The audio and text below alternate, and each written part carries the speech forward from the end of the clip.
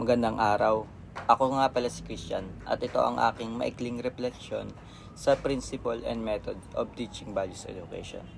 Sa unang araw pa lang, alam ko nang marami akong matututunan dahil ang mga lesson ay tungkol sa iba't ibang approach sa pagtuturo.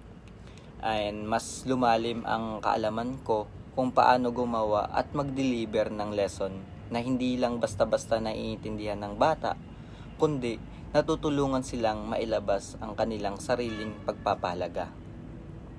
And nagamit ko ang mga strategies na ito sa aking lesson plan at demo teaching. Kahit alam kong hindi pa ako ganun kabihasa, mas lumalakas ang loob ko dahil sa gabay ng aking professor at mga kaklase. Hindi pala madali ang paggawa ng lesson plan.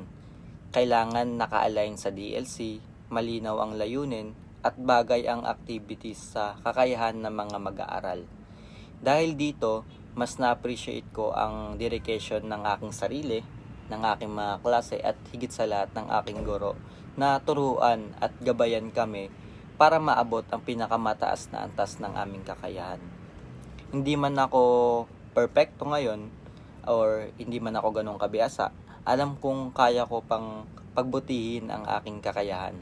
Sa tulong ng kurso na ito, mas kumpiyansa akong magiging epektibo at makabuluhang values education teacher ako sa hinaharap. Maraming salamat.